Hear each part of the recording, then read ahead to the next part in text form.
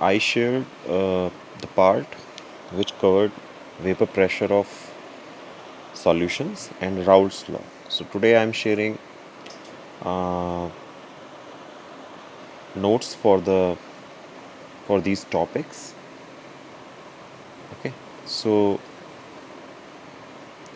this part covers vapor pressure of liquid solutions, vapor pressure of a solid liquid solutions, ideal and non-ideal solutions, positive and negative deviation from Raoult's law, and azeotropes. And azeotropes are of two types: minimum boiling azeotropes and maximum boiling azeotropes.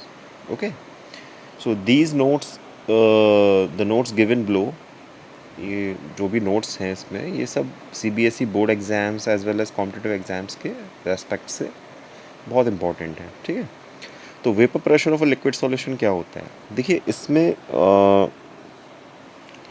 जैसे दो liquids होते हैं, तो liquids को mix किया जाता है और सॉल्वेंट आपका लिक्विड फेज़ में है.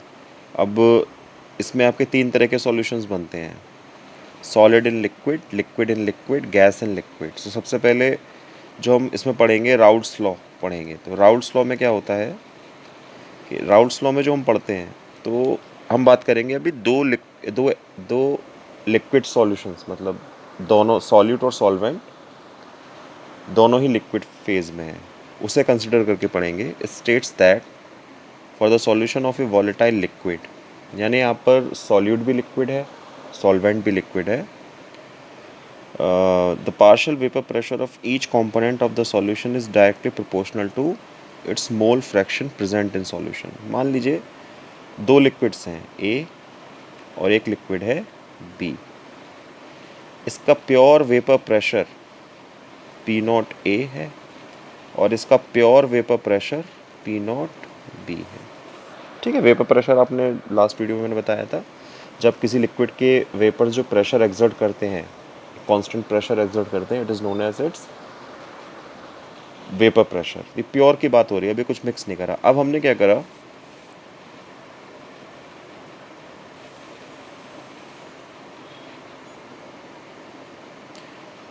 क्या करा, इन दोनों को मिक्स कर कर एक सॉल्यूशन बना दिया, A प्लस बी. ठीक है, तो यहाँ पर जो A के वेपर्स अपना प्रेशर एक्सर्ट करेंगे, B के वेपर्स अपना प्रेशर एक्सर्ट करेंगे, तो यहाँ पर जो होगा वो हो जाएगा पार्शियल वेपर प्रेशर, PA और PB.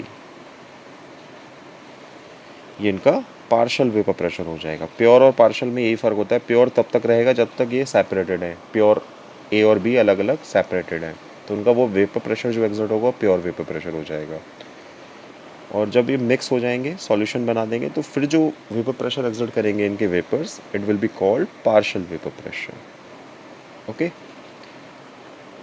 अब इसके बाद क्या होगा, अब जो अकॉर्डिंग टू राउल्ट्स लॉ जो PA होगा is directly proportional to mole fraction of A, यानी A का जो भी मोल फ्रैक्शन होगा सॉल्यूशन के अंदर उसके डायरेक्टली प्रोपोर्शनल होगा उसका जो पार्शियल वेपर प्रेशर होगा, और B का जो पार्शियल वेपर प्रेशर होगा वो डायरेक्टली प्रोपोर्शनल होगा to the mole fraction of B.